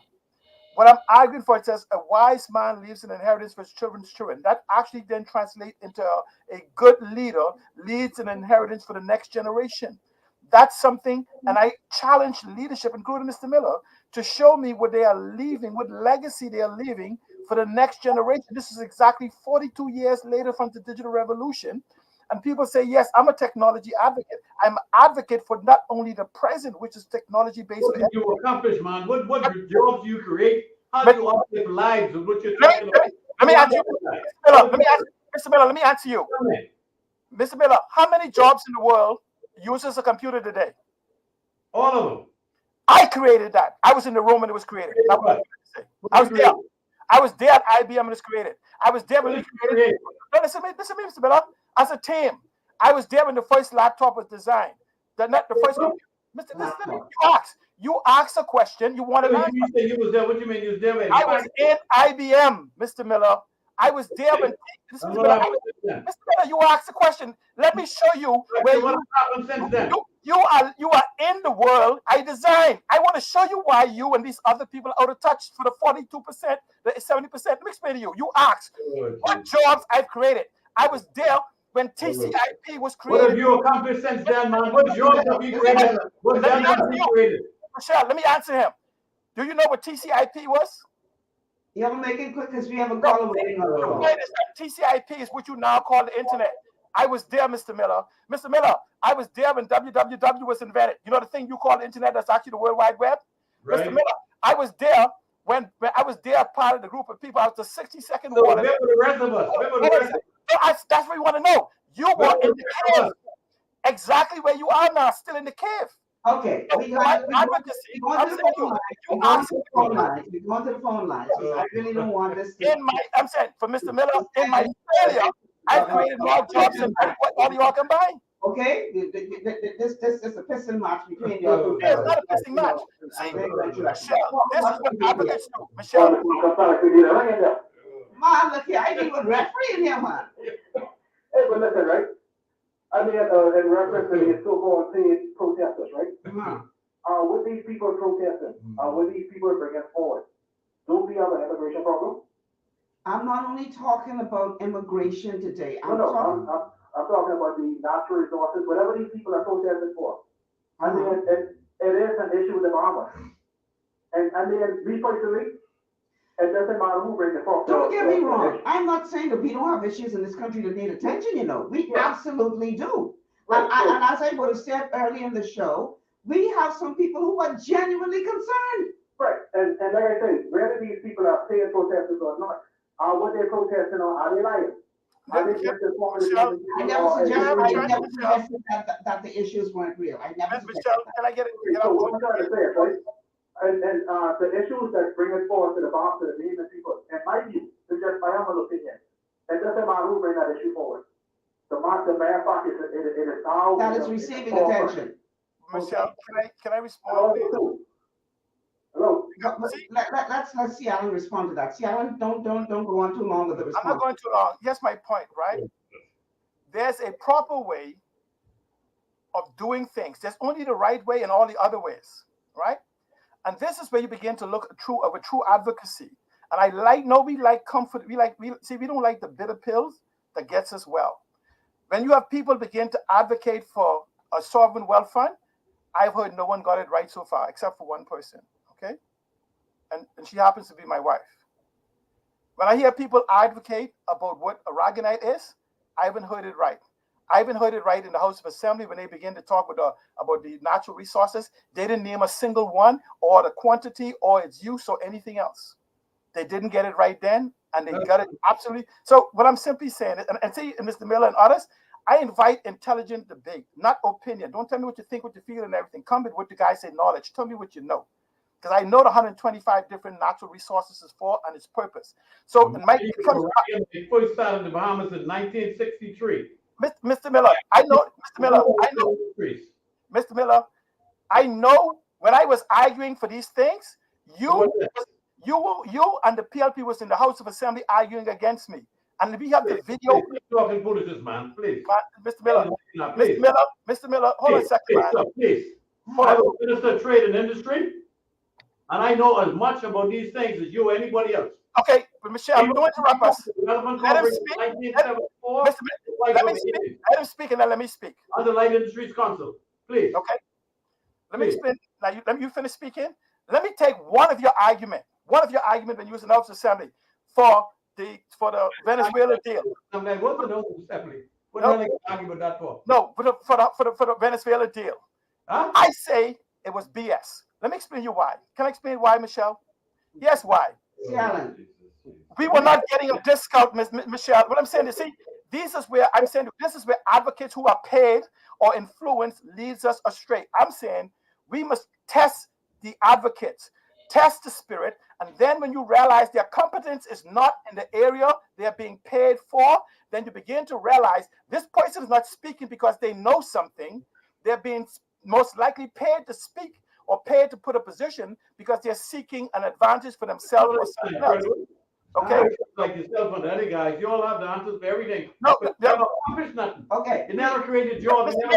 Mr. Miller, if I was given the same opportunity from Bank of the Bahamas you did, I would have changed the Bahamas. We have a call on the line. We have a call on the line. Because I have the assets to cover any loan that I have. We have a caller on the line. Caller, welcome to GPS.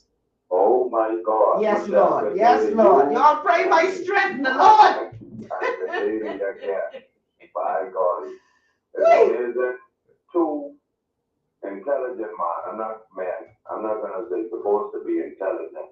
But to listen to you guys carry on like this on national radio, it disgusts me. You guys are people we as Bahamian young men are supposed to look up to. Right. First and foremost. So a man getting emotional is unmanly and unbecoming of a young man or man. Right? And I don't want to pick on nobody, and I don't intend to offend nobody, even if it may be taken offensively. But a man think is how yes, right? You agree, both of you guys? Totally. Okay, yes. The track record speaks for Mr. itself. Miller, I want to apologize before I say what I have to say. Go ahead. I have experience with you, and you are a very nice person. You are a very noble gentleman. Two things you said that kind of threw me off. Okay. For one, when you came and you adamantly said that you have no intent on going back in the House of Parliament. I didn't say Parliament, I said Cabinet. In Cabinet, okay. So I will leave that one there because you kind of threw me for I said Parliament, Cabinet. because you were almost about to, you were going to try and run in the last election before they said. I could have if I wanted to. I could have. Yes, okay. And then the next thing I want to allude to is I had the privilege of delivering some stuff to your shop before. Okay. I don't feel like I was treated fairly. I felt like I was thrown off. By who? But to get to the point. Which shop you talking about? Sunway Space? No, that's off here. You alluded to the fact that you employed. You're talking about Sunway Space? I'm talking about on Howard Road. I said you which alluded to business? the fact that you employed a lot of people. Right? Call up. I just want to go say ahead. one thing and then you could tell me if I'm wrong to say it. Hold on. Yes, ma'am. I will listen. There's only one host of this show. Yes, ma'am. And I'm not going to allow you all to eat up the last 14 minutes of this show talking about a problem you have with a particular situation. I'm talking about what you guys are talking Get about. to the point, please. We've got a lot of time. Yeah. When I was at your shop, Which shop are you talking about? I didn't run into Sir, one vehement working. No, which shop are you talking about? The paint shop or Sunway whatever Space. that is on Howard Road. Whatever it is, it's a paint store. Okay. It's not whatever it is, it's a paint factory. Okay, Mr. Miller, let him make his point. I only ran into immigrant workers when I was there. I didn't run into any Bahamians. Okay. That is a lie from the pits of hell. You run into a man who is a Bahamian, who has a passport like just like you got, and who was voted 4 times in this country. Going to I don't discriminate. the last couple minutes of the show talking about something that has nothing to do with what we're talking about today. We're going to take a break. I got one more clip to play. We're going to take a break.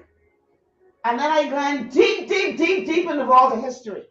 And we get back on track to talk about what we talk about today. Money talks. That's the topic. That's the hell of a crew you got, I tell you. We'll be Get back by this crew. after this word from our sponsors. You people just listen to the Oh radio. my God. They gotta be a nuisance. Oh, Jesus. I got work to do. I'm trying to At Lee Air, safety is our #1 priority. Flying since 1996, we offer scheduled flights into Fresh Creek and Mangrove Key Andros and Great Harbor Key, Berry Island, twice daily, 7 days a week. Affordable charter services are also available to anywhere in the Bahamas and the Caribbean. Lee Air Charter Services.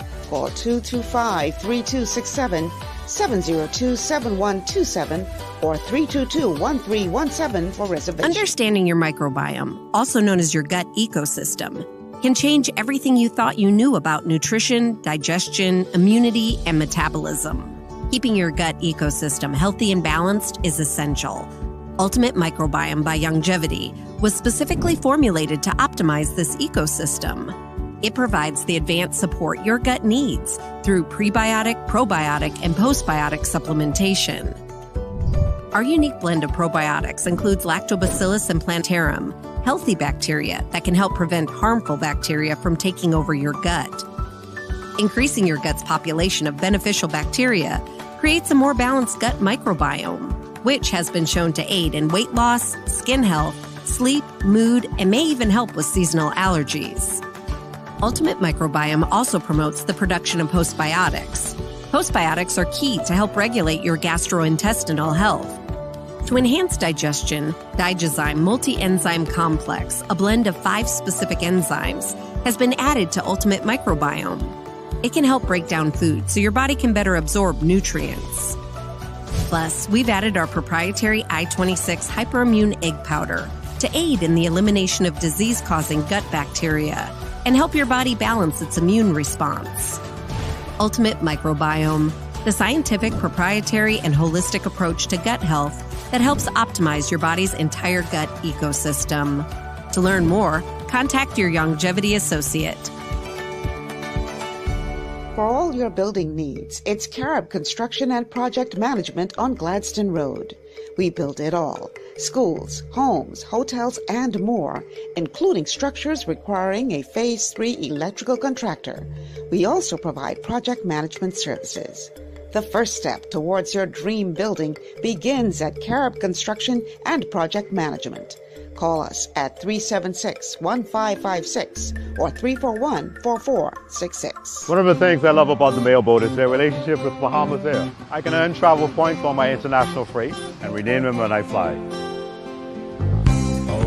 For me, online shopping is easy with Mailboat's U.S. addresses and regular freight delivery to Nassau. Plus, I can always prepay customs and freight, and they always notify me when my package arrives. Yeah, a lot of people think the Mailboat is just for shipping, but they also offer a safe and secure storage facility at affordable rates, all in a central, convenient location.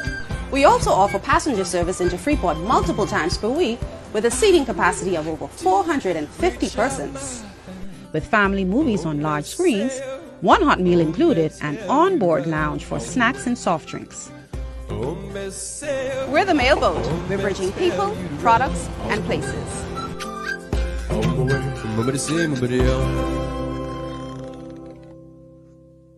Executive Printers is your one-stop shop for all your branding and customization needs. Letterheads, envelopes, business cards, invoices, share and gift certificates, rubber stamps, vouchers, funeral programs, brochures, flyers, banners, and promotional items like mugs, water bottles, mouse pads, and key rings, all with personable service and great quality. No project is too small or too large. For great turnaround and competitive pricing, make an executive decision. Call us at 393-5011. Call and make it quick, because I got one more clip and I intend to play that clip today. Go ahead, you're on the air. Show is needed. These two men are very, very smart men, but Mr. Miller, your time is finished. You need to just relax. Yeah. I'm doing that. I'm doing that. Reading George while I'm relaxing. Okay. Mr. Miller, this country is the way it is because of the FNM and the TLC. And we do need a change. No matter what you say, sit back. It's not what I said. What the people say. The people. This country where it needs to be. I'm not stopping nobody. But y'all let Group A do it. Y'all let Group A do it. Argue all you like. But I'm telling you, we're not. The Bahamas is not where we're supposed to be. We're supposed to be far more ahead. The conditions of the Bahamas is terrible. Allow someone to come in. Who's stopping up? And take a. No, I'm not stopping up. You people are. All right, Colin. You people are. Okay, Colin. Leslie Miller? We are in the position, Mr. Miller, because of the FNM and the TLC. You've made your point, Colin. Thank you so much for calling. Thank you for calling. Okay. Listen, you all need to stop me from playing this clip today. Because I had to dig deep in the vault to find this clip. I can play this by hook or by crook. And we only got 7 minutes left of the show. So, too good, Jack. Let me see them. Listen to this, please. Having your dignity first, that can first. You know, for me to be able to witness the confrontation between the system and the people. That's right. Wherever it happens, see, the people have to arrest the movement where power is being taken from them. Thank you. That's right. And the whole basis of democracy, that's the right. very tenet of it, is that power rests. But wait a minute, Terry. How come you just learned that in the last How come I just learned that? Oh, I know it all the last. I always knew it. Why did you say I always knew it. No, the same crew coming up to help Barry. Whenever the same crew. I tell you that. Coming up to Harry. No, They're gonna fight shoulder to shoulder. Listen, there is no problems with that. We come up and you have. Oh yeah, we can fight shoulder to shoulder. The one you got a big crew. You never see ever. The one fella see in Albuquerque that you used to know. The one fella who nobody at all. Oh, fine. But then they all go in, and it's time to go in. Yeah. Listen. And if one can't come in, none can't come in. This is our town. We decide the army. But Mr. Ingram, the press has released that the chairman stated this is a private meeting. But he's in Cooper Sound. He's in Cooper Sound constituency. And we make the determination as to what we're going to do down here. Are you aware that your supporters from this constituency were asked to leave the Crow's Nest as they were all seated? So I'm told, but we will all go back in together and remain there till the meeting is over. Thank you. Pinling and his crew can do whatever they like up in the Crow's Nest. We here in Abaco are going to determine who is going to represent Abaco and speak for Abaco.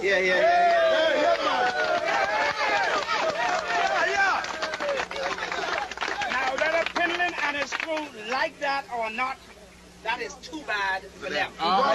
That's too bad for them.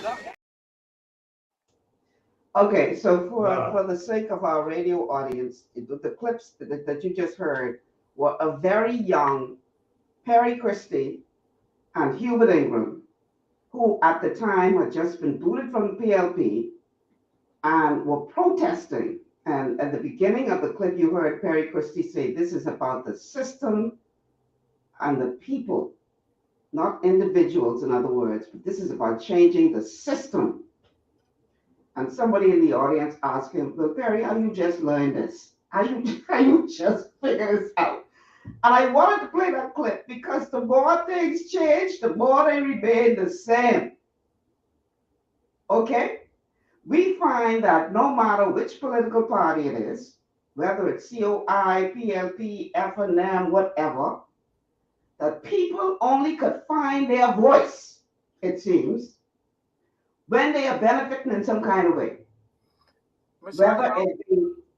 Whether it be some kind of, covert relationship that's being formed for political expediency. You figure out what I'm trying to say. You read between the lines. I can say it no more clear than that. Michelle. Whether it be being paid with money, everybody got their agenda. That's the point I'm trying to make. And we, as a populace, have to decide and be smart enough and have sufficient discernment to understand who and what is behind the agenda. Because you got some innocent people getting locked up and slammed down to the ground by these police officers who are overzealous. And they doing this from the goodness of their heart. No, yeah, but Michelle, here's the problem, right? Is that you're absolutely correct. What we have is a system that needs to be changed. First of all, the system is not broken, it's working the way it's designed. And so what we have had is we have advocates and things, and this is what makes me uniquely different, but a lot of people may not understand, and one of your callers made the point. I am arguing for the future. Most people and most political people in these political parties are arguing for the status quo, for things to remain the same. It is impossible for you to even recognize that something is broken when you're so immersed in it. It's like going to the water, telling the fish it's dangerous, it's this, it's that, you can drown. What is happening, though, is that we need a replacement system. And this people examine my message for the last 20 years. I've been consistent. I've been consistent in my argument for us to embrace the 21st century, the very 21st century that our leaders today that denies. They deny it in their actions or whatever else it is. Or by not. I only got a minute left. Wrap it up, and I got to give Mr. Miller. I'm simply saying this. What BMS have to do is to understand is to trust your instinct. Don't look back at the past and accept justification that somebody else is doing it. That's why you should accept it. We must build our own path. We must become the standard we want the world to see. Don't say, oh, because they corrupt, you'll be corrupt. Because they're doing it, they corrupted. Let's get us started with a new Bahamian for us to embrace a new Bahamas and build tomorrow as opposed to living in yesterday. Mr. Miller, your final thoughts real quick. We got less than a minute. No one is living in yesterday. I live in the present. And let me say this on behalf of the I'm Mr. Perry Christie. You couldn't find two better Bahamians with more integrity in themselves than those two men. I respect them the highest. And nothing they did politically was for themselves. It was for the people of our country. And I will attest to that anywhere in the world, to anyone, on any occasion. Those two men had integrity and have integrity. And whatever they did in the best interest of our country. And I believe that with all my heart, both of them. Time gone. Gentlemen, my God. I gotta go take my vitamins after this. Praise the Lord, I bring it with me. See, this is my vitamins right here. All right, these people wake me hard today. That's the show. 4 o'clock, gotta get off the air. Thank you so much, Mr. Leslie Miller. Thank you to C. Allen Johnson, all of our callers, everybody who sent a message on Facebook, and all who simply listened. I'm Michelle Malcolm. Thank you so much for joining us. We return to our Wellness Wednesday tomorrow. Then we're going to be looking at the Dirty Dozen and the Clean 15. You'll understand. You'll understand. Tune in tomorrow. Until then, I'm Michelle Malcolm. Take care. Have a nice evening. Be careful. Boy, you're rough. Still on there? Yeah, we're coming off right now. Just give me a second.